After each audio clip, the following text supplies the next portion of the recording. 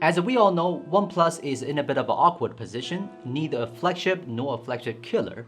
Maybe OnePlus itself has lost its way and people's enthusiasm for it is fading away. But this year's OnePlus 11 seems to give me hope.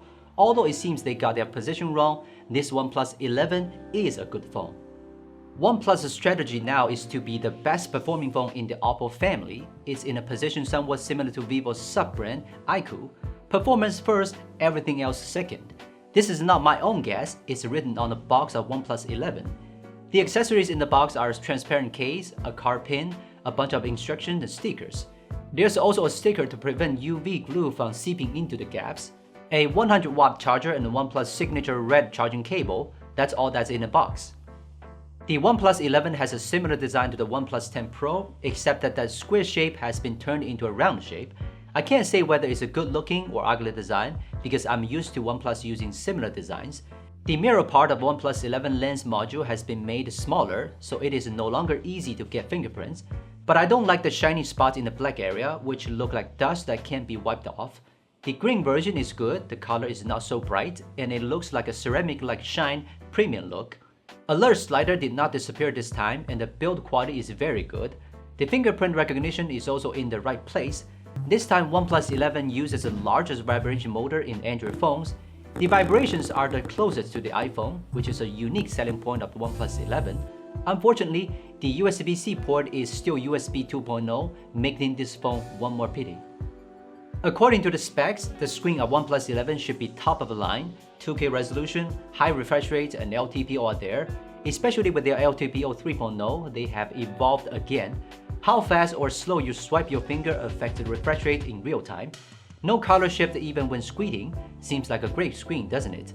But it does have some drawbacks.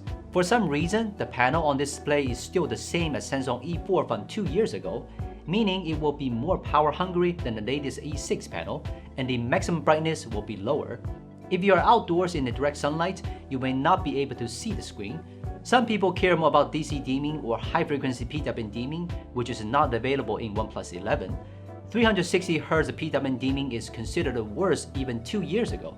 So it's up to you if the display is good or not. You care more about resolution, refresh rate, and LTPO, then it's a good display.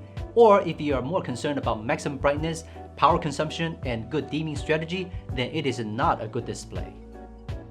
The performance of OnePlus 11 is on the level of mainstream Agent 2 phones, with no issues found on benchmark, but the CPU throttling test results are a bit disappointing. OnePlus 11 is the only Agent 2 phone we've tested that's underclocked. The phone is only 47 degrees Celsius at this point, which isn't particularly hot. Hey OnePlus, did you forget what is written on the box? The Genshin Impact is not as stable as the iQOO 11, it is closer to the Xiaomi 13. When we turn on Ultra Steady Frames mode, the frame rate is a little more stable, but the effect is not obvious. And the same goes for the Super Resolution feature. You can see a little bit of a clarity in the screenshot by zooming in, but you won't notice it when the characters are moving. Thankfully, the OnePlus 11 has game frame insertion, so playing all games smoothly is not a problem. Actually, OnePlus 11 is not a bad performer, it's just that their tagline made me think it would be super powerful and would be the best in the world, but it's not. What impressed me wasn't the gaming experience of OnePlus 11, but the photography. If you had told me last year that the OnePlus phone had an awesome camera, I would have thought you were joking. But the camera on OnePlus 11 is really good, and I'm not joking. Because the sensors in all three cameras are so good, the OnePlus 11 does a great job of taking very nice pictures with any lens at any time. The colors will be more vibrant than reality, but not too vibrant. It can reproduce the ambience of the moment. The dynamic range is excellent and the balance of clarity and sharpening effect is good.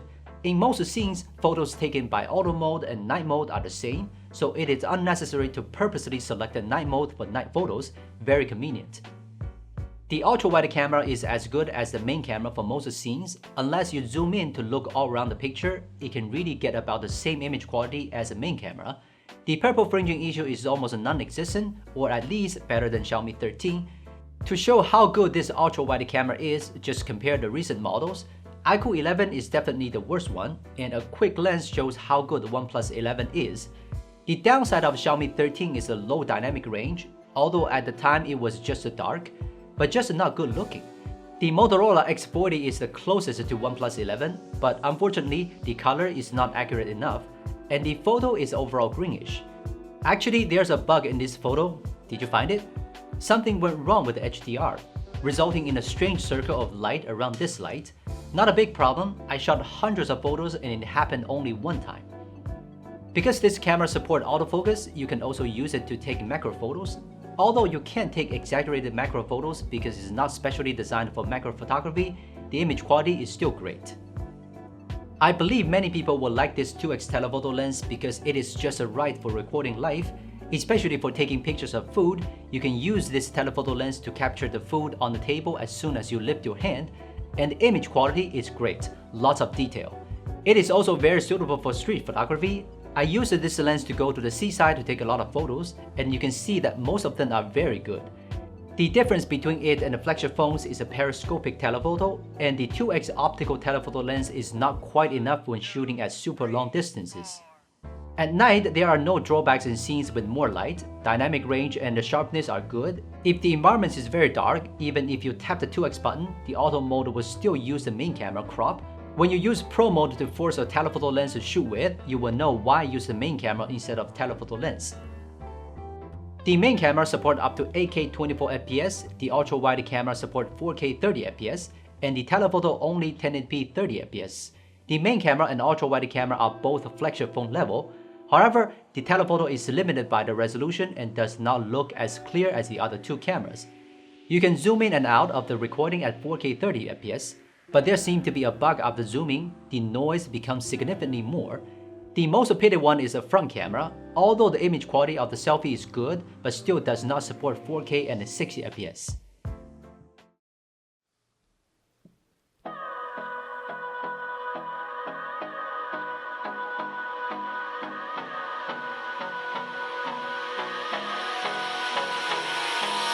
Hold me close till I get up.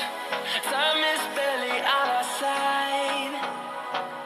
I don't wanna waste what's left. The storms we chase are leading us, and love is all we'll ever trust. Yeah, no, I don't wanna waste what's left.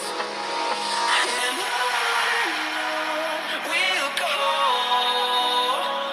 through the wastelands, through the highways, till my shadow turns to sun rays.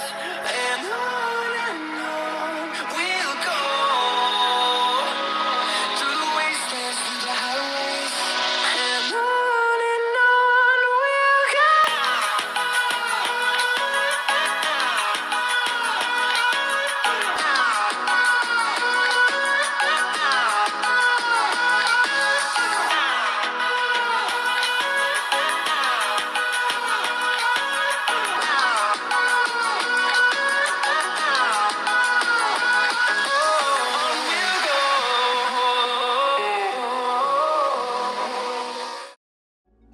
The charging power of OnePlus 11 is not particularly high, but 100 watt can also meet the needs of most people. 5 minutes to charge 28%, full charge only takes 25 minutes, the same as a 120 watt iQOO 11. There's no wireless charging, by the way. The battery life is also similar to iQOO 11. It is the regular level of a Gen 2 phone. I think it's not that OnePlus got its position wrong, but that it can only be in this position because the Oppo Find X6 Pro is going to be the most powerful imaging flagship in the Oppo family. Then OnePlus can only say, oh, we're the main performer. The truth is that it's the best Gen 2 phone in terms of photography, except for flagship phones like Xiaomi 13 Pro and X90 Pro Plus. Although the OnePlus 11 is not a real flagship and is not cheap enough to be a flagship killer, but it is indeed one of the best phones to buy in its price range, especially for those who like to take pictures but don't want to spend too much money. Will you give OnePlus a chance in the future? Feel free to share your thoughts in the comment section. I will from Gizmochina. We'll see you next time.